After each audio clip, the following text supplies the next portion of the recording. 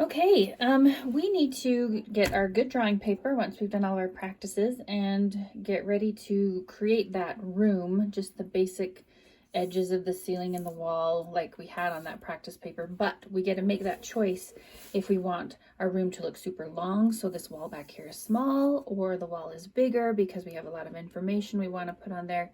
But I'm just going to show you really quick how we do this. Now you're first going to see that when you get the big drawing paper and you have your normal 12-inch ruler, this ruler is not going to be long enough because we need to draw lines from corners to corners in order to do this. So you need to switch to the longer rulers in the classroom. I think they're like about 18 inches long. I don't have one of those rulers here with me where I'm doing this demo at home. So I have to use my great big yardstick. It's much bigger than you need, but it's going to do the job for us. So what you want to do is lay this from corner to corner and line it up. And just lightly, everything you do now is going to be light until you know for sure it's where it needs to go. We've talked about ghost lines before, how they can haunt our picture forever. So just make things light.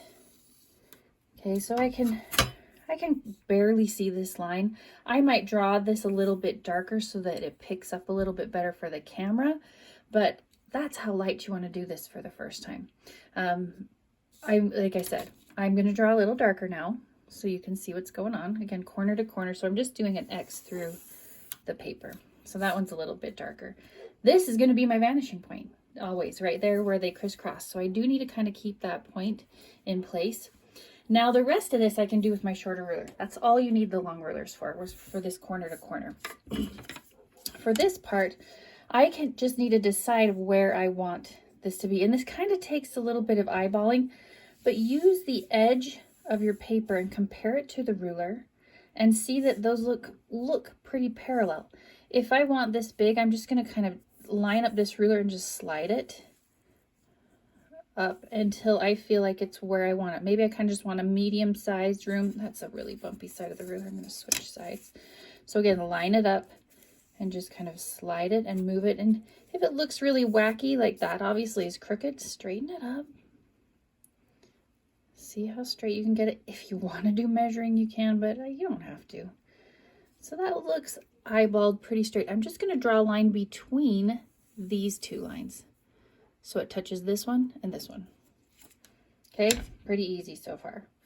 I like to turn my paper so I just can measure and keep things straight this direction. I'm going to turn my paper rather than go straight up and down, and I'm just going to do that same thing again. And I'm going to line up right where this one ended. And hope that that's pretty straight. And I'm going to draw a line to that edge of that line that I had right there. I'm going to go this way. This is a pretty small back wall. I'm making my room look really long in this one, but your walls could be way out here if you want to. So you need to make that decision about what you want yours to look like. And a line from there to there. And if I did things pretty carefully, these should end up fairly straight. It looks like it's a little bit off, but it's close enough for our drawing. And I have that. Now I can go ahead and I can erase inside of here. I'm going to leave that dot in the middle. Sorry if you can hear my dogs barking. They're outside barking at something. I hear them. Noisy.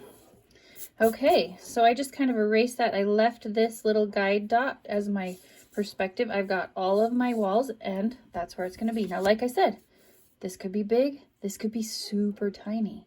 Maybe you saw some in the examples where it didn't exist at all. Now, there's one more thing I want to talk to you guys about, and it's just, you just need to listen to my voice. I don't have the demo part, but we talked about using the color pencils to color our things and how we can see it airy or dark. There's a lot more to Prismacolor pencils than that.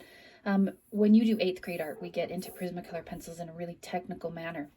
For the first time this trimester, I am letting you guys try a marker combination. I just want to see what it's like. I love to experiment too.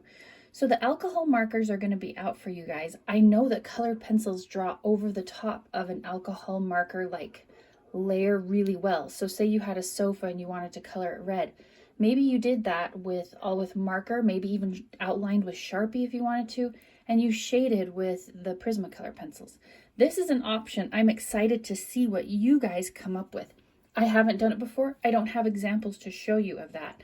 So you guys get to experiment, maybe try it out in your sketchbook and see what it's like. Maybe you don't want to use the markers at all.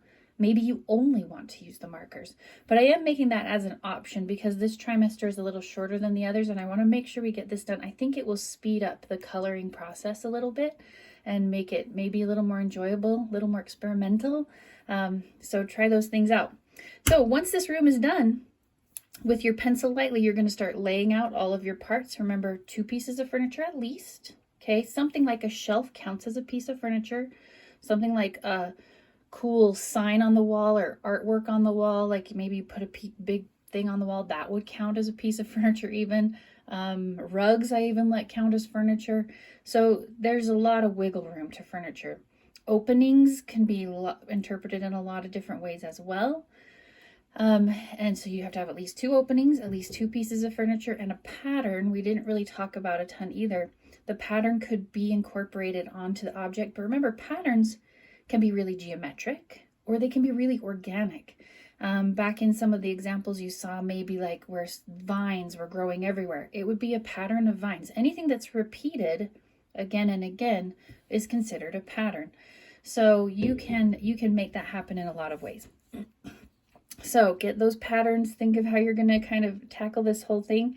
Don't be scared to just jump right in. Maybe you have a little bit of a plan in your mind, but this isn't one that we kind of pre-sketch, and you kind of got to formulate this idea in your big brain, and it's one that sort of develops as you go. So jump in, have fun with it, and just go for it. All right, good job, you guys. We'll see you soon.